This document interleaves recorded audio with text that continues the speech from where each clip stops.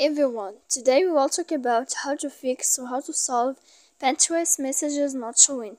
To know how to fix or how to solve Pinterest messages not showing, you should just go to settings like this. You will click. After that, in this page you will go to apps, default apps, app settings. When you will see this list, you will go down to find the application of Pinterest, as you see. Then in this page you will go to click for stop. When you will end this, you will click storage, and then here you will click clear cache. Then you will go to click clear data, and after all that, as you see here, you can turn off your Wi-Fi. So please don't forget to support us by like and subscribe. See you next time in another video, and thank you for watching.